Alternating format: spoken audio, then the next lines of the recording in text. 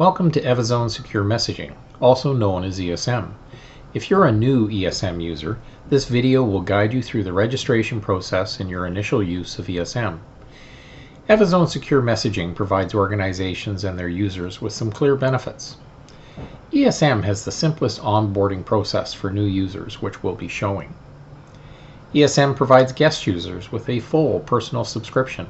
Unlike other services which try to lock a guest user into limited usage, any guest you invite has full access.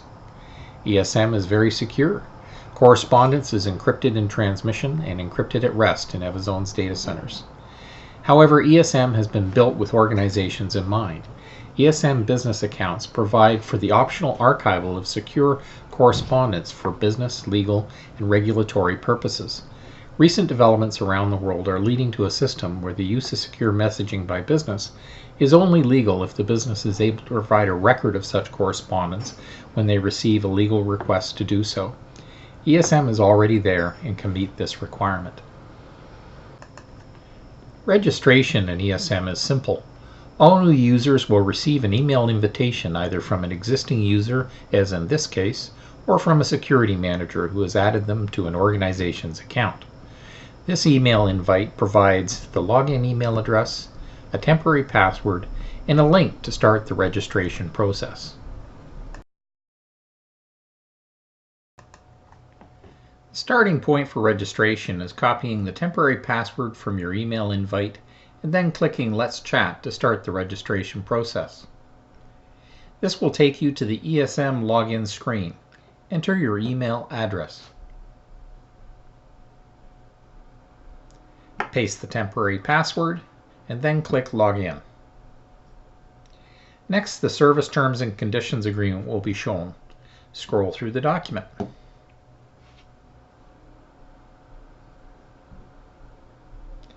Then click Accept to proceed. You will now be asked to provide a new password. Please provide a password with at least 8 characters and at least one uppercase, lowercase, and numeric character. Enter it twice and click Submit.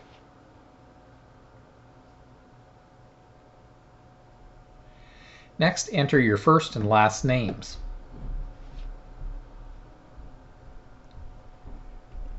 And then optionally, you can provide a simple username for use when logging in. Now you will be logged in and can start using ESM.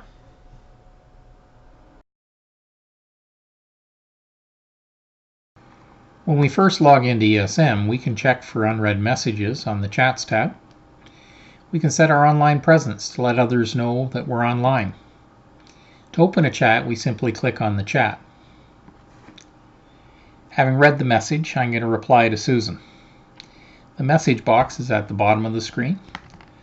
I can simply fill in the message that I want.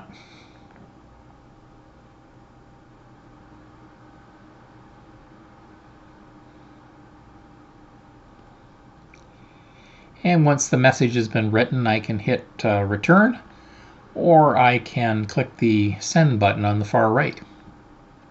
Having sent the message, I'm going to post that attachment by clicking the plus sign, selecting a document, clicking open, and then I'm going to commit that document by clicking send.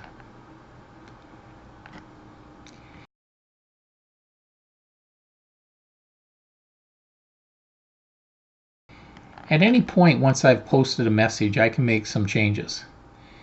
If we place the cursor on the message we just typed, we can select the 3 dots to either edit or remove the message. Having done this, we can see a new message inbound from Susan. Please note the pink S at the bottom indicates that she has read our correspondence. Let's start chatting with others. First, we'll add a few contacts.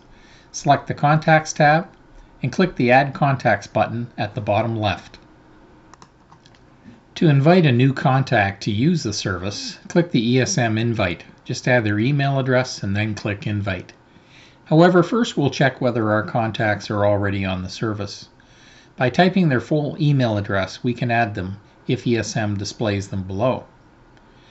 We can ask ESM to do a partial search as well by typing part of their name or email address in the search window. However, by default, a new user's profile status is set to private and will not appear in any global search unless they say otherwise. There'll be more on this later.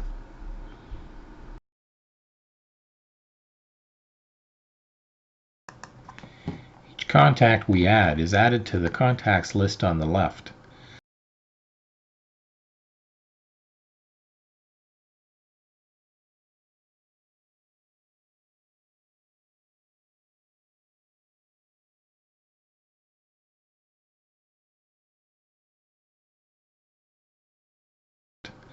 Once we're finished adding the contacts, we can click the Chats tab and then click the New Chat button at the bottom to either create a new single user chat or a new group chat. We'll choose Group. This will open up a dialog for creating the group chat. Simply provide a chat name,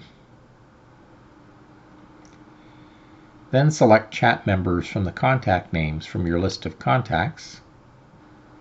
Then click Create Chat, and ESM will create and open the group chat. Once opened, we can now post the first message to the chat, letting everyone know the purpose.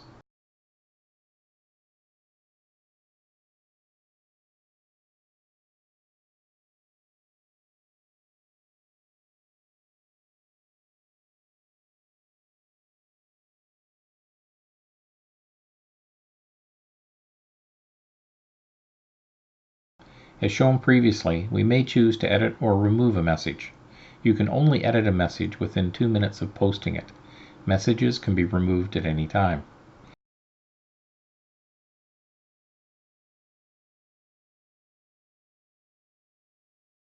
An edited message will show an orange pencil and the word Edited. Placing the cursor on the pencil will show the time of the edit.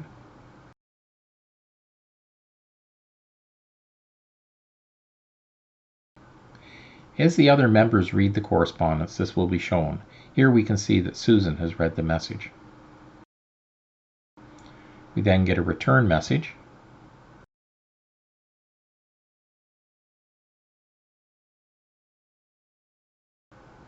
And then she posts 2 files. To download the files, click the download icon. We'll do this for both.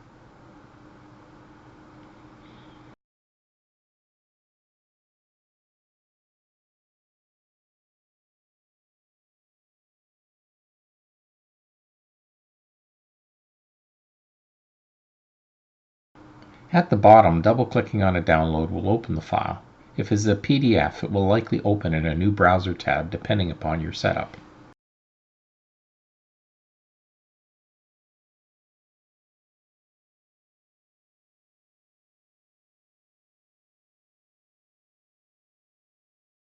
We can also communicate directly one-to-one with a contact. The easiest way to do this is to open the Contacts tab, select the contact, and then click the Start Chat button in the upper right. This will either open a new chat or resume an existing chat.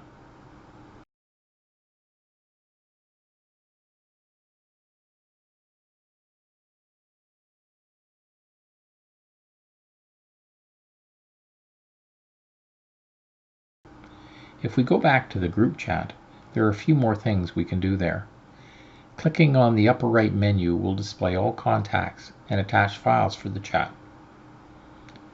We can also add another member to the discussion. Clicking More will show the full list of members on the right, and we can let the group know that we've added Jane to the group.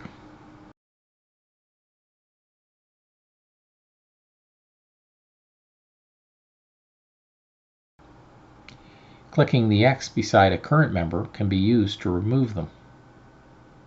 Or if we want to leave the chat, there's a simple option for that.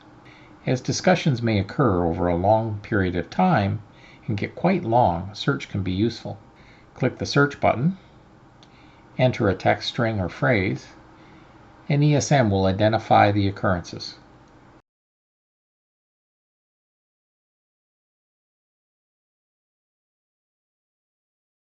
For long chats, clicking Search More will load and search older chat content. Search can also be performed globally in the left panel. As we type search text, the list of chats will be filtered to only show those chats where the text occurs.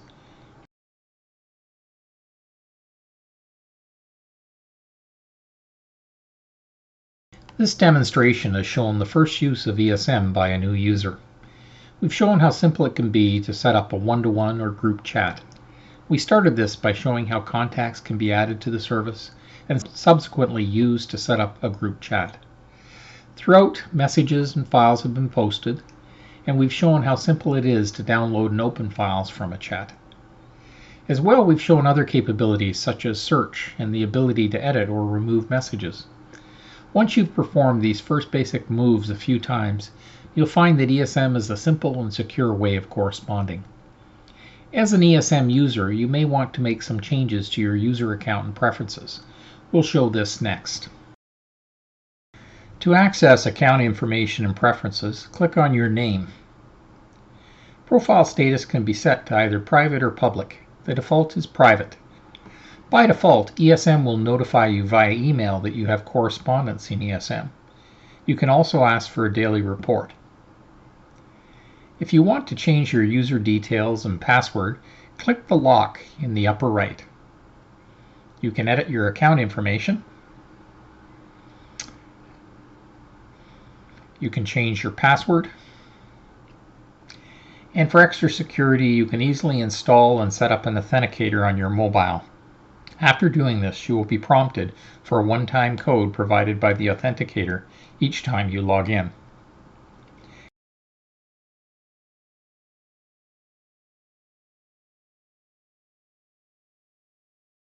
Click Return to Messaging in the upper right to return to the main screen. Let's create a desktop shortcut. Using Chrome, we'll click on the Tools icon in the upper right, select More Tools, click Create Shortcut, provide a name, select Open as Window, click Create, and now we can see ESM in a separate window. If we minimize this window, we can see the tab is no longer in the other browser, and we can see the desktop shortcut. If we close the original window,